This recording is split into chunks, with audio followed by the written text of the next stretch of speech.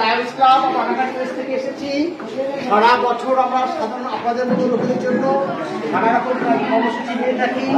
চোখের অপারেশন নানা রকম কর্মসূচি আছে। এবার একটা অন্যতম কর্মসূচি হলো বাচ্চা ছেলেদের আমরা ছাতা দিচ্ছি। শুধু ছাতা নয়, ছাতার সাথে সামান্য খাবারও দেওয়া হচ্ছে। আগের দিন আমরা আরংঘাটে করেছি, রানাঘাটও করেছি। আমাদের স্যারের নাম কি ছিল? বিনোদ। বিনোদবাবুর সকলের সহযোগিতা, আমাদের সকলের ছোটবাবু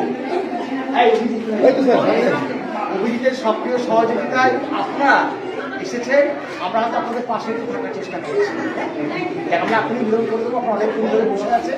সেটা আমরা শুরু করে দিই। হ্যাঁ, হ্যাঁ।